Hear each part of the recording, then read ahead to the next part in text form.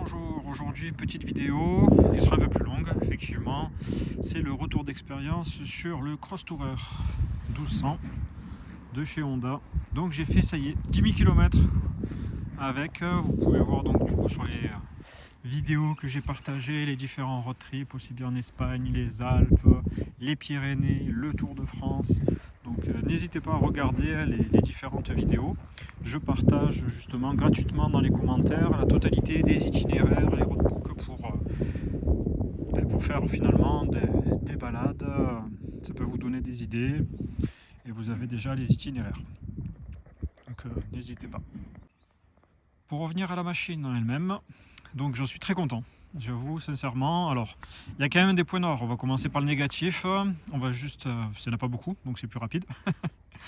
Je maintiens par rapport à la première vidéo effectivement quand même le poids.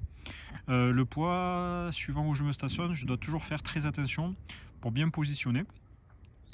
M'assurer de ne pas être trop en pente en avant et prêt à partir, car sinon avec le poids j'arriverai pas à forcer à lui faire une marche arrière. Donc ça pour moi c'est le seul petit point vraiment négatif. J'ai solutionné le problème de hauteur de selle. Donc finalement j'ai une selle rabaissée confort qui est vraiment très confortable. Pour le coup ça y est, à ce niveau là c'est agréable. Et le précédent propriétaire avait déjà fait rabaisser au niveau de la fourche légèrement la hauteur aussi de la machine. Autre point pas négligeable, une extension un peu de béquille, qu'elle soit un peu plus large pour bien poser la machine au sol.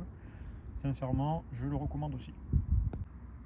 Après, une fois au guidon, une fois lancée, quand la machine roule même à basse vitesse, elle est très confortable. Ça permet de parcourir des très longues distances. Vous pouvez voir justement sur les vidéos que je parcours en moyenne entre 400 jusqu'à plus de 800 km par jour des fois avec la machine. Donc non, c'est vraiment un régal pour parcourir de grandes distances. La boîte est très agréable. Finalement, on s'habitue très vite. La plupart du temps, je suis en mode drive. Je passe quand même de temps en temps un peu le sport. C'est plutôt pour les pentes, tout ce qui va être les montées, les cols, les trucs comme ça. Je préfère justement avoir plus de couple et plus de puissance. Et là, du coup, je la mets en sport. Et ça répond bien aux besoins. Elle fonctionne finalement comme une moto normale qu'on ferait monter dans les tours. Après, le mode drive, c'est vraiment pour cruiser, rouler tranquille. On a du couple, mais du coup, c'est vraiment plutôt pour un côté souplesse qui est agréable sur des longues distances. La bagagerie aussi, finalement, est très appréciable. Ça permet d'avoir un 58 litres à l'arrière. Sur les côtés, j'ai 2 fois 36 litres. Facile d'utilisation. Ça permet d'ouvrir. Donc là on voit bien, j'ai le casque intégral à l'intérieur. Et s'il y a besoin de retirer, il suffit d'attraper la poignée, soulever, et à ce moment-là, hop, je peux voilà, l'enlever. C'est super pratique et aussi facile de le remettre. Normalement, voilà, à une main, je devrais m'en sortir. Et voilà. C'est vraiment super pratique. J'ai fait rajouter, j'ai acheté les petits sifflets ultrasons. Je sais pas réellement si c'est très efficace, on me l'a recommandé et j'avoue que j'ai eu aucun problème sur la route, pas de présence d'animaux, rien. Donc je les laisse, ça passe relativement discret en plus sur la moto. Et personnellement, j'en suis content dans le sens où j'ai pas eu d'animaux sur la route, malgré les très longues distances parcourues et les zones relativement reculées, où en général quand même on voit pas mal d'animaux. La machine freine bien. Là il faut que je revoie par contre le réglage du frein à main. Alors oui, pour corriger, je crois que j'avais fait une erreur la dernière fois sur la précédente vidéo. Le frein à main qui est ici, il suffit de tirer et ça active que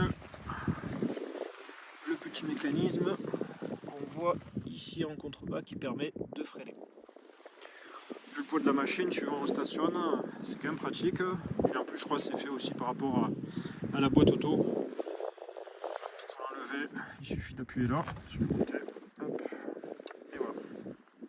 Comme je disais, je pense aussi comme il y a la boîte auto, on n'a pas la possibilité en pente de mettre la première vitesse pour qu'elle puisse se stabiliser. Donc je pense aussi que le frein à main, ça doit être aussi pour ça qu'ils ont dû le mettre. Si quelqu'un a des infos sur ça, le pourquoi du comment, n'hésitez pas à partager, ça m'intéresse.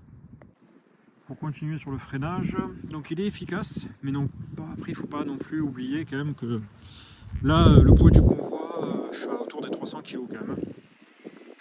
Donc la machine elle-même est lourde, plus la bagagerie avec le poids des bagages, ça reste relativement lourd. Alors une fois que je suis dessus, on dépasse bien sûr avec mes petits 80 kg, on se rapproche vachement plus des 400 kg. Niveau visibilité, les optiques, donc l'éclairage plus le rajout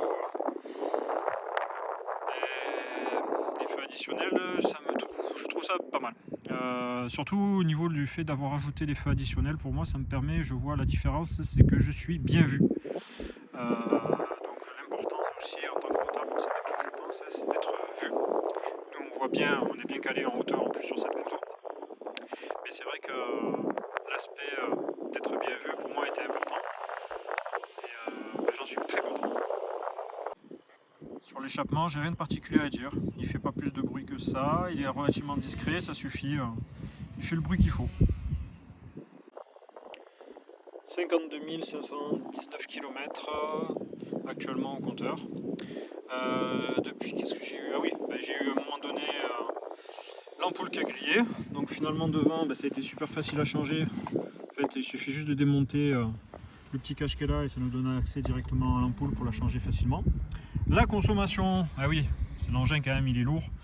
Il est puissant, malgré tout il y a du couple et ça consomme un petit peu, mais je suis agréablement surpris, on tourne qu'autour des 6 litres. Donc avec notre réservoir de 21,6 litres, ça permet de faire pas mal de bornes et c'est pas négligeable. Sachant que sincèrement, suivant les zones où je suis allé dans les montagnes, des fois les stations de service elles sont pas toujours à proximité, donc ça me permettait de rouler en confiance.